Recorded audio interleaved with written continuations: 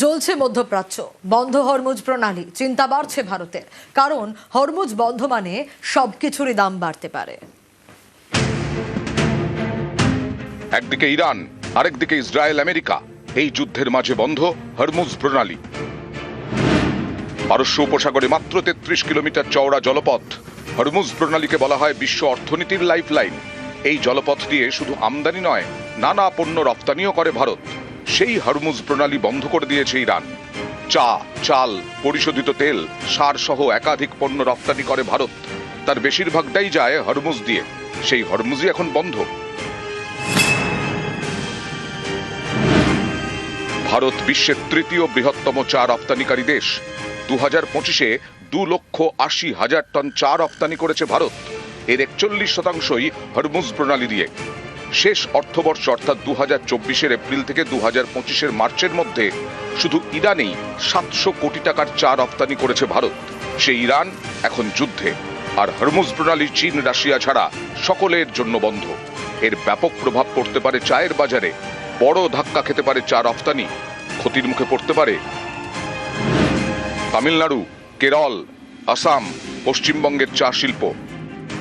জানুয়ারি আর ফেব্রুয়ারি মাসে আমাদের কেন্দ্রীয় সরকার যে ইউএসএর সাথে ইন্টারিম যে একটা এগ্রিমেন্ট করেছিল, তাতে আমরা খুব আশান্বিত হয়েছিলাম। কিন্তু আচমকা এই যে কনফ্লিক্ট, তার ফলে কিন্তু এটা কিন্তু এখন একটা সামনে একটা অন্ধকার আমরা পরিবেশ দেখতে পাচ্ছি। হরমুজ যে প্রণালী, এর মাধ্যমে কিন্তু আমাদের টোটাল চাটা যায়। তা সুতরাং এই যুদ্ধ যে এটা কিন্তু চা শিল্পের পক্ষে অশনি সংকেত। তবে একটা আশা আরো, জাস্ট আমাদের ফার্স্ট ফ্লাসটা শুরু হলো।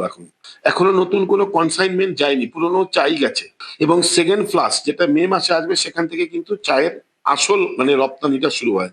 আশা করি পরিস্থিতি যদি স্বাভাবিক হয়ে যায়, তাহলে এক্সপোর্টের উপরে কিন্তু কোনো রকম আঘাত আসবে না বলে আমরা আশা করছি।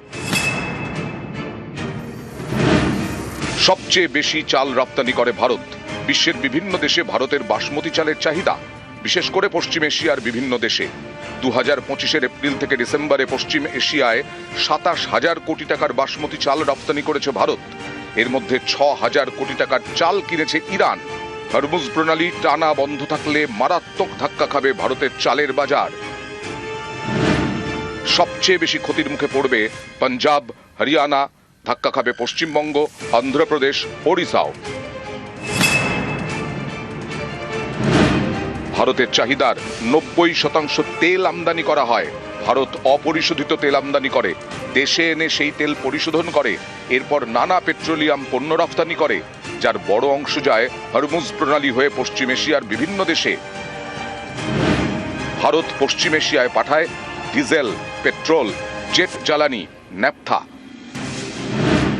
এছাড়াও হরমুজ দিয়ে ভারত রপ্তানি করে সার ও বিভিন্ন কৃষিজ পণ্য, জীবনদায়ী ওষুধ, গাড়ি ও গাড়ির যন্ত্রাংশ, স্টিলের জিনিসপত্র, নির্মাণ সামগ্রী, পোশাক, গয়না। হরমুজ প্রণালী বেশি দিন বন্ধ থাকলে ভারতের অর্থনীতি চাপে পড়ে যাবে, রপ্তানি মার খাবে, ধাক্কা খাবে তেল আমদানি। তখন সব জিনিসেরই দাম বাড়ার আশঙ্কা। নিউজ 18 বাংলা।